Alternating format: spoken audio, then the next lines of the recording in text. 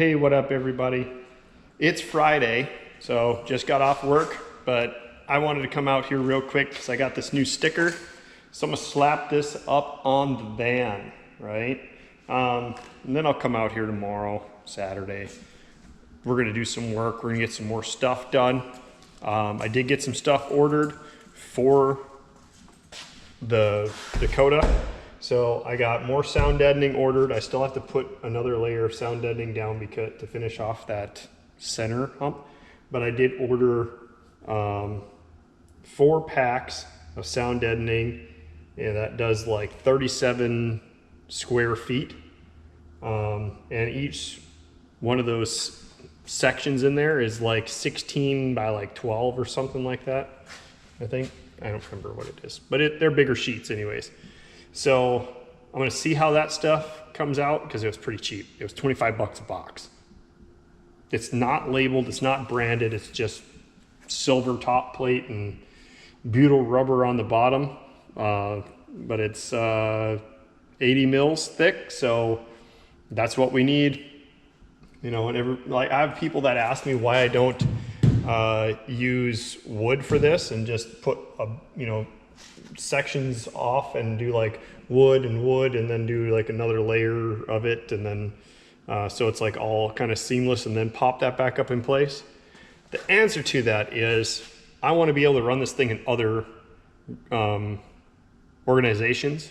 So I know that Base Wars, that organization, doesn't have a problem with you putting wood up and building up your roof, okay? Or building up your floor. They don't check it and they don't have a problem with it. In Midwest SPL or other organizations, they don't allow buildup. So you cannot build off your, like have a bunch of buildup up there. You can put sound deadening in your floor and then have your normal carpet down. If they believe that you did build up, they will pull the carpet back and they will look. And it's kind of like how thick is your sound deadening type of thing. If they can see a ridge on there and they can see that you obviously have like layers of sound deadening, they're going to say that's buildup.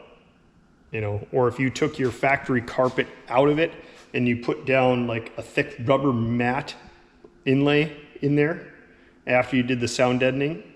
Like I know some trucks came with like a rubber floor mat, like a giant rubber floor mat, like the XLTs do in the Fords and stuff, or the XLs do. I think it's the XLs. Anyways, the construction version or fleet version of the F-150s, most of them don't have carpet in the floors. It's just a rubber floor. But you can get away with that because that's considered factory. If it's not considered factory and you try to take your carpet out, factory carpet out, and put that in there as a replacement option, they'll consider it build up and they won't let you run in that class. They'll push you into an extreme class, or they just won't let you run at all in the competition. So I don't want to be pushed out of competition and be put into like an extreme class or something like that. Obviously if I'm the only one that's in that class, I would win. But what if I'm not, you know? Pushed into an extreme class, I wouldn't even place. I'd probably be at the bottom of the whole deal. Wouldn't even get like 4th place or nothing. Like I probably wouldn't even get close. So I want to try to compete. I want to make this thing competitive. So I want to be able to play music and be in different classes and different groups and different organizations. So sound deadening, 480 mils, I think, is a cutoff before it's considered buildup, at least for the roof. The floor, I don't remember what it is. I think it's like less than that. I think it's like 260 mils or something like that. It's pretty low for the floor. And I don't understand why they allow you to do less buildup on the floor and more buildup on the roof. Maybe because it's thicker metal on the floor and it's thinner metal on the roof, or because you have stock carpet usually has like some sort of foam base between the actual carpet and the floor. So you already have a sound barrier that's there. So with the extra sound deadening, it's just adding, it's like a dampener. It just kind of stops the vibration from being able to resonate. So if you build up and add more to it, then it's considered build up. They just will allow you to stop it from resonating, basically. Yeah, so that's why I'm gonna do it. Long story short, short story long, that's why I'm doing it.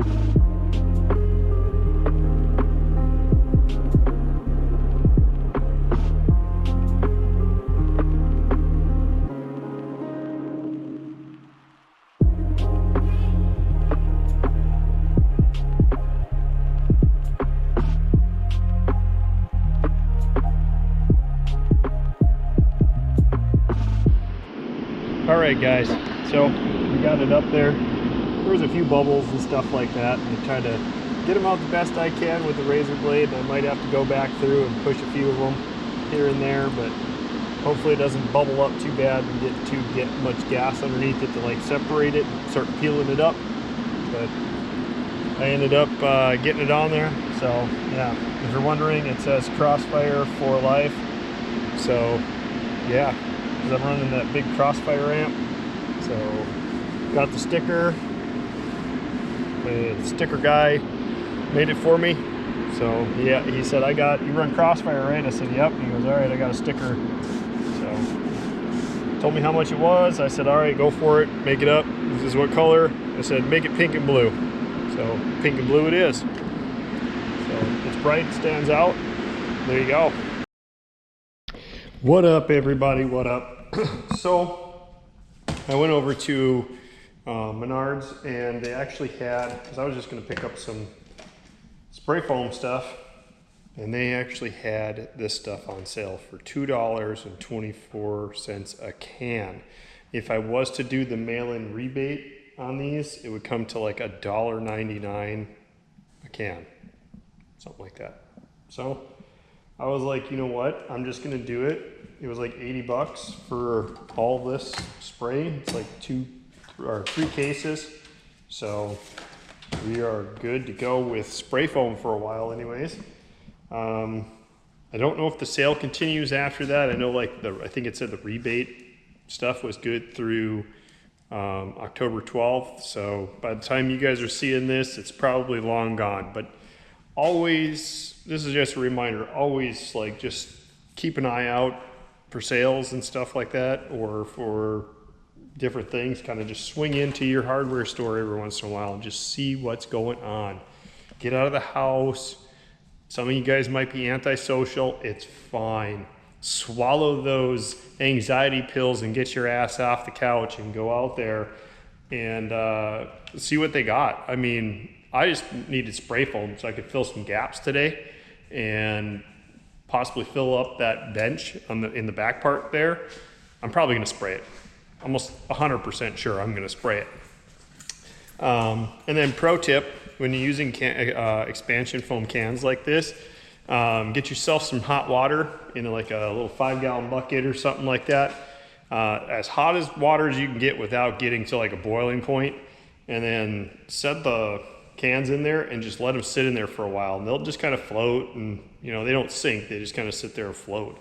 And then it'll warm the can up, and the warmer product that you have, like I wouldn't push it to the limit, but if you can get the can to warm up and the product to warm up on the inside of it, you get a better yield out of your can. I mean, you buy the cheap shit, it doesn't spray right, obviously.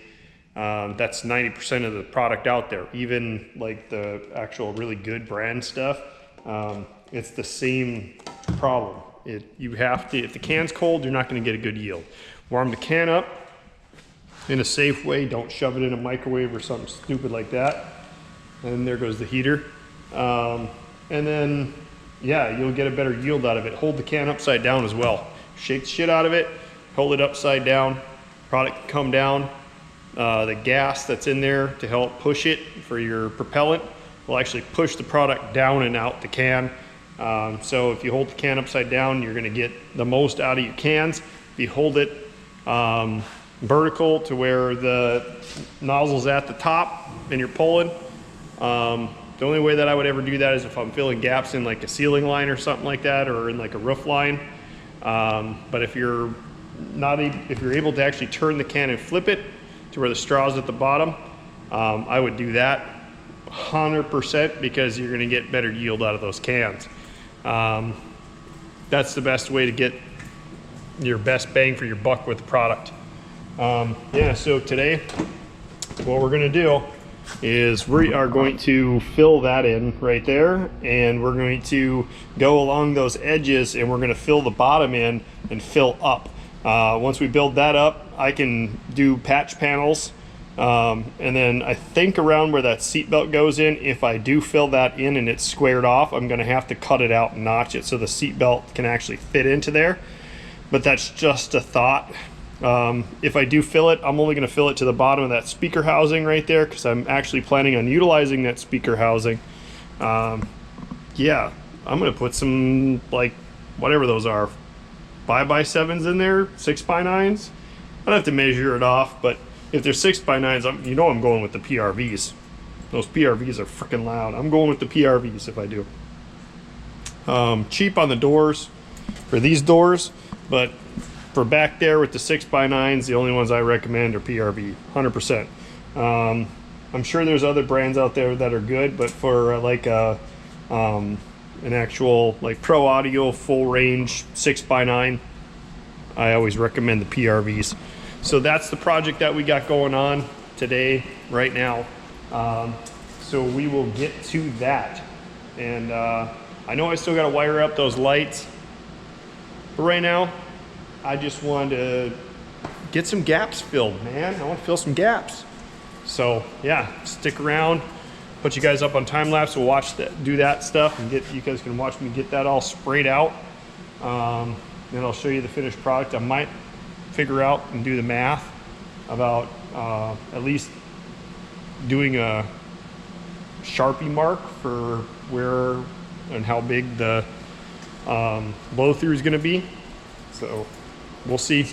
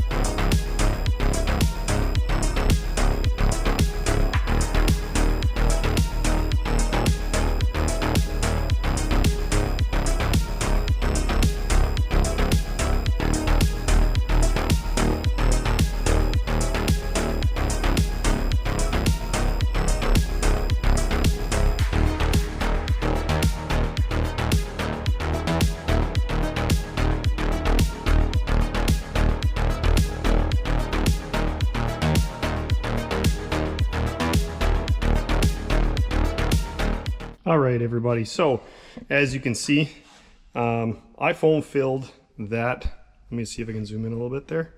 Yeah, I foam filled that area now all the way up, and I actually covered in where the speaker would go. I can cut that out later at a different time. I just got to let it expand up. See, I got some shit snaking out on the side there. I got to fix that here pretty soon.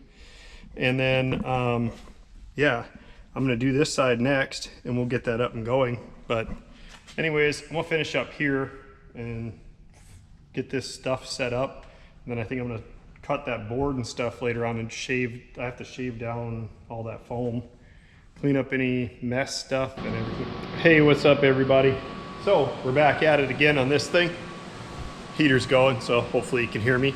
I know that thing's kind of loud, but hey, what can I do? It's getting chilly out and I don't want to work in the cold. Anyways, I did get some other stuff in. That's this foam mat stuff. So this is like 80 mils thick, but it's like a foam. It does stick down pretty good. So I'm just going over the top of it with this. It's the wrong stuff that they mislabeled it. They said that stuff was butyl rubber, and it is not. It is foam.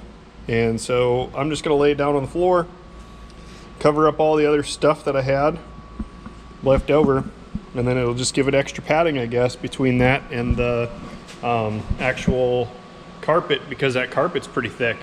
So yeah, that carpet has some pretty decent padding on it as well. So it's pretty thick, and this is rubber, and then the carpet, and then it's got this padding on there, and that padding or insulation is going to work as a sound barrier as well. Oh, that's cool. What is that? Don't know what that is. We'll just set it up there for now. Somebody will find it later at some point. It's got to be for something. I don't really care what it's for. But anyways, this is that carpet. Obviously, this has seen better days, and it's going to need to be cleaned. I think this is the passenger side. Yep, because that's the hump. This is the passenger side. Man, that's pretty dirty. Back end don't look too bad. Pretty horrible still, either way you look at it. But yeah, I'm not going to care too much. I'll just vacuum it, clean it up a little bit, but I'm throwing it back in as soon as I'm done with this stuff. I started ripping some stuff out of there, and then started ripping some stuff out of here. I went back in and refilled some of this stuff, but obviously I'm going to have to pull this stuff off. I pulled off over here. I'm going to have to pull this off, pull that off. I need to get all this stuff out of the way. I need to get this cut down. That stuff tore up. That pulled out of there. I'm going to see how well that is, but I might have to put another can in that. And then I'm going to see how empty or hollow these are once I open these up. So if I open this up and see if there's stuff backing it, or if it's actually just hollow like that, I can still push on, so it might be hollow. All hollow spots will be filled. I just don't know how much cans I have to get. I sprayed them in there. I had a few blowouts. Some of it I sprayed in there and I didn't give it a chance to expand before. I just kept spraying more cans over the top. So maybe it'll eventually harden up, but I doubt it, since it didn't get a chance to actually aerate. So there's just probably sticky mess inside the wall. But as soon as I pull off some of that sound deadening stuff, I guarantee you, if it is still just like not aerated and it's just a sticky mess, as soon as air hits it, it's going to start expanding.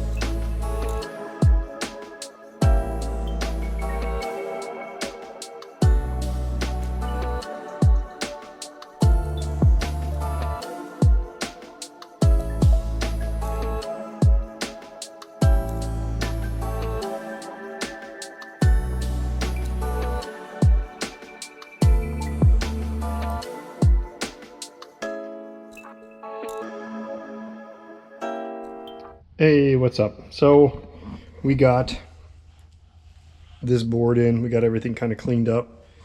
I did open that up and I got rid of the elephant's foot. So I'm gonna need to actually leave that bottom one. So the bottom one is gonna have to stay open because that's where the seat belt piece for the reel tucks into. I'll have to clean those out right there because those kind of lock in. Then it gets bolted down. That's where the actual seat belt, bottom of the seat belt, gets hooked onto. The rest of this, the rest of this can get filled in. So I don't want to fill this obviously because of this.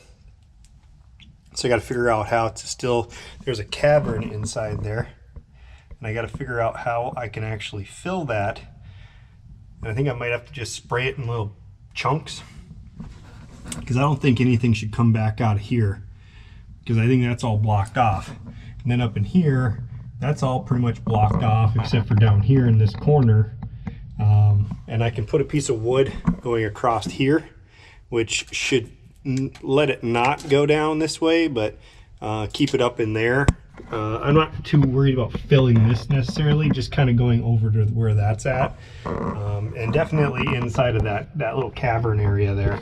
Because if I can get in there and get that done better, then that would actually help me out a lot, because of the fact that there's bare metal in there still against that side, and I kind of wanted to expand and push against the outside metal, as well as this inside metal piece.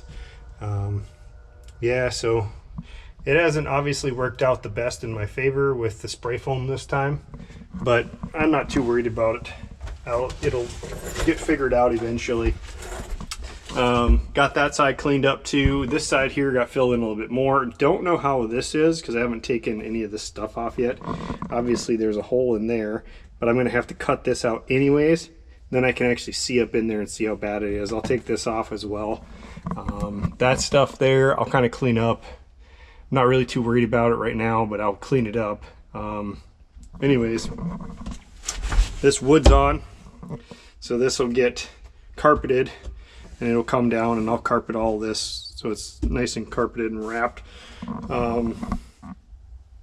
There was little seat belts along the bottom back there. I took that bottom lip off, and then I took out those little seat belts for the screws, but those screws go all the way through, so I'm gonna have to fill them up with like LoonyMaxx or something of that sort. I don't want to put the screws back in there or those bolts back in there. I mean, I could, but I just don't want to. It's kind of just more of a, I don't know, just more of a bother knowing that they're back there. Kind of just bothers me. I could put them back there, but there's no point. This is going to get sound deadened as well for the back window. And then when I'm done with it, after I cut out the vent for the pass-through, I'm going to put in my waterproof grommet to be able to run the speaker wires through. And then once I get done with that, and I got to get this accordion piece as well for the pass-through. But once I get this piece done, then I can actually start working on building the framework, because this will actually, I'll cut that plastic piece off so it looks all nice, and that'll go back in here. But everything after the plastic piece is going to be wood. I'm going to get a nut zert insert tool, and I'm going to basically drill into the metal every so often, and I'm going to put 1/4 20 pieces inside there, and then I can just bolt down wood. Well, then I'm going to pre-drill holes where I need to for the to mount it, and then I'm going to actually use 1/4 20 to mount wood panels that'll be like wraparound or nice panels that'll go around stuff, so I don't have to worry about it looking like junk in here. So this will be all done, and this will be wood paneled as well. That's the plan anyways, because I can go up into that corner up there and up there. Yeah, it'll probably go through the cab, but I don't care what's on the other side. depending on, because I might just be able to drill through. There's actually pinch metal, so maybe I can just drill into that just a little bit and then put that zert in there and shrink it down and get it to actually work, because there's might be a pretty good gap there. I'm not quite sure, but I'd like to get those up in there, down here, and down here as well. And then that way then I can actually put a board up over the top of that window, so I can sound deaden that and then put that board up. That way then it looks nice and it's covered, and I'm going to have a neon sign that plugs in to this wire right here, which is for the dome light. So I have the dome light switch installed up there, right where it says mirrors, because I took the automatic mirrors feature off and did that because yeah, that one would move. So like you'd be driving down the highway, the whole thing would move, like the whole arm would move just from the wind. So in order to make it stationary, I drilled through there and put a bolt through there. Well, I hit the wires. They weren't working previously, but then I did find the fuse for that underneath the hood in the engine bay, and got them working, but then that one didn't work. So I said, well, they already got that one with a self-tapper through it to keep the arm from blowing, because I guess these are like kind of like a tow mirror. I don't even think they're original to the vehicle, and it, like, when you're driving down the highway it would move. So I just got that stationary, and I can just move the actual mirror around in the housing itself if I need to make adjustments manually. So I cut off the wires, and then I didn't actually cut the wires for this. I just took off the part that's for it and slid it underneath the dash and then zip tied it. So it's tucked up underneath the dash and zip tied. So whatever wires would loop through there, if there is any that would bypass and loop through there just as a jumper wire, I don't have to worry about messing with it. I don't have to worry about stuff working or not working with this system. It's just basically I cut the arm off that went for moving it around. I just took the multi-tool and chopped it off, took the whole like switch itself and all the wires that come out of it, just zip tied it up out of the way to some other wires that are underneath there. That's part of the wiring harness. So that will be still, if anything looped through there, it's still able to loop through it. And it wasn't stupid and just snipped all the wires off. So this will get split, and then I will have a 12 volt to 5 volt adapter like I got inside the van to run my dome light setup in the van, or box lights basically inside the van. So that same setup will happen with this. I unhooked it all so I could clean up around this area and stuff without having to worry about this being in the way. I'll rerun it along the side there. I won't go up, but I'll rerun it around the side, because when I'm done with all this stuff, as long as I can get it to be, you know, go up the side and then mount that box, or however I want to run that wire come down around there, then I'll put the panels up after I get everything ran. So that way I can hide that 12 volt adapter thing probably down there against the floor, and it'll be a lot easier for me to have stuff hooked up. I know where it's at, I know how to get to it. Then you won't see a bunch of wires running around either, because that'll be mounted. And then basically the neon sign will be mounted to the carpeted board, and then the wire that would come out of there, I can just drill a hole through the carpet and run it through the back and move that carpet out of the way, or into the way of the wire again, so you won't be able to see it. It'll kind of try to hide it a little bit better.